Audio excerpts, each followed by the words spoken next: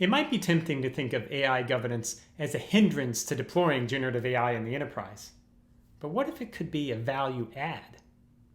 Let's talk today about the risks of generative AI, how governance can counteract those risks, and perhaps additional value that could be driven by governance. No doubt there are a lot of risks in rolling out generative AI. Let's represent them as weights on a scale of risk and value. Your model could poorly perform due to inaccuracies. You could have bias in your model. And the big one? Regulatory risk, like the EU AI Act's maximum fine of 7% of global revenue.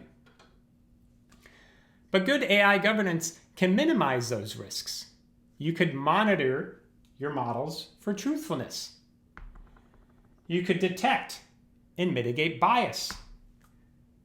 You could check for personally identifiable information or hate, abuse, and profanity, thus swapping out high risk for lower risk in your models. But could you also drive value?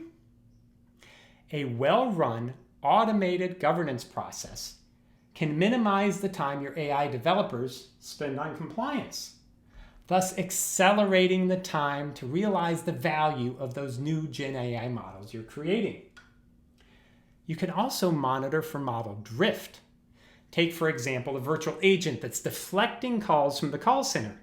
If it drifts, it'll deflect fewer calls, driving up your costs. But you can monitor and mitigate that drift in your model, thus maximizing the value of your generative AI models. So what do you think? Is there more to AI governance than just cost? Let me know in the comments below.